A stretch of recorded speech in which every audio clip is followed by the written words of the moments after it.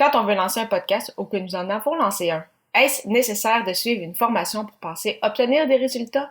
La réponse pourrait vous surprendre. Je reviens sur ce sujet dans les prochaines minutes. Les médias sociaux en affaires est votre rendez-vous hebdomadaire pour en connaître davantage sur les différents réseaux sociaux et les plateformes de création de contenu dans un contexte d'affaires. Chaque semaine, je, Amélie Delebel, répondrai à une question thématique qui vous permettra d'appliquer concrètement ces conseils pour votre entreprise. C'est parti!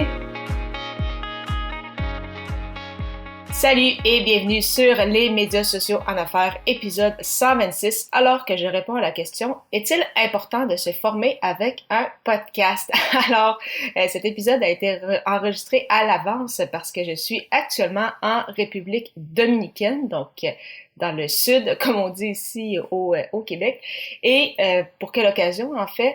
C'est pour le bootcamp de l'Académie du podcast. Donc, bien évidemment, une formation en personne, en live, avec des podcasteurs francophones d'un peu partout en Europe et au Québec.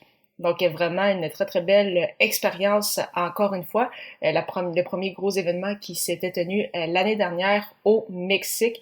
Donc, c'était très formateur. Et également, donc c'est vraiment un cercle que nous avons en temps normal en ligne, mais vraiment de rencontrer les gens en personne, vraiment d'échanger, de se former, de passer du temps ensemble pour, oui, mieux se connaître, mais également créer des liens et bien sûr passer du temps sur sa création de contenu.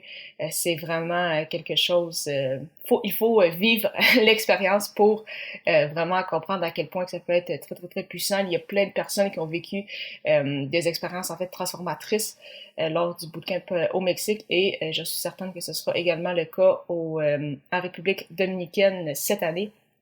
Au final, pour répondre à la question, est-ce que c'est important de se former avec un podcast? Oui, c'est important de se former, mais est-ce que c'est obligatoire?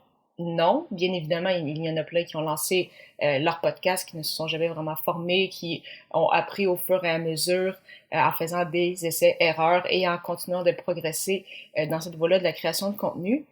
Mais, bien évidemment, quand on suit une formation, quand on fait partie d'un cercle avec d'autres personnes qui évoluent également dans ce milieu-là, c'est sûr que ça aide énormément à plusieurs niveaux. Donc, tout d'abord, on a des conseils, on a des feedbacks rapides avec soit le formateur, soit d'autres personnes qui font la même chose que nous. En suivant justement une formation, ça nous permet de sauver du temps parce que là, on a vraiment une formule, en fait, à suivre. Donc, au lieu de faire des essais-erreurs, de perdre du temps, peut-être perdre de l'argent, au moins là, c'est vraiment clairement défini et on ne fait que suivre les étapes qui nous sont proposées.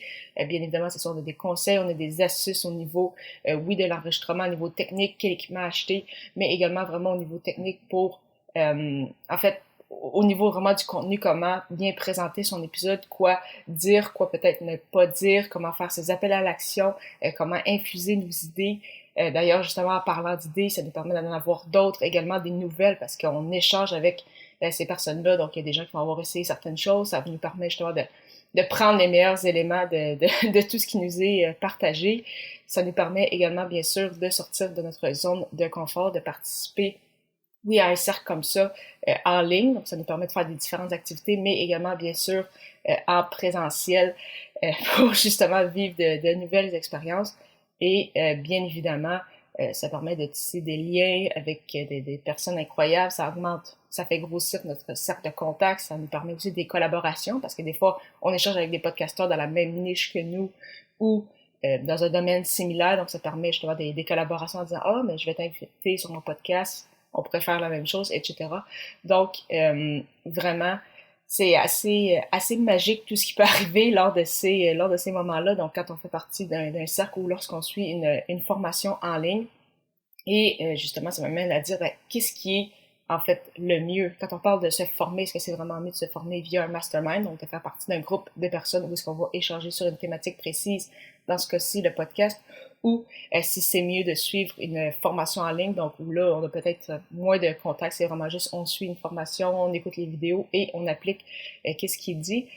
C'est sûr que dans un monde parfait, ce serait probablement un mélange des deux.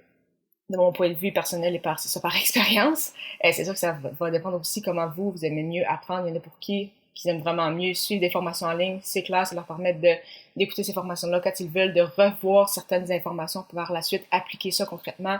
D'autres pour qui le contact humain échanger avec d'autres personnes, c'est vraiment ce qui est de plus important. Donc, ils vont plus se fier justement à l'énergie du groupe. Mais de mon côté, c'est ça. Ce serait vraiment en fait un mélange des deux parce que les formations en ligne, le contenu, c'est vraiment super. C'est très bien fait. Souvent, ça nous permet justement de suivre les étapes, de ne pas avoir à se casser la tête, de trouver l'information un peu partout sur le web. Donc là, on a vraiment une recette secrète, comme on dit. Et par la suite, avec le mastermind, les cercles d'échange, les groupes, c'est que ça permet, c'est ça, vraiment d'avoir des échanges très, très riches pour continuer de s'améliorer, de continuer de suivre les nouveautés ou peut-être certains éléments qu'on pourrait mettre de l'avant auxquels on n'avait pas pensé, mais que la richesse des échanges permet ça.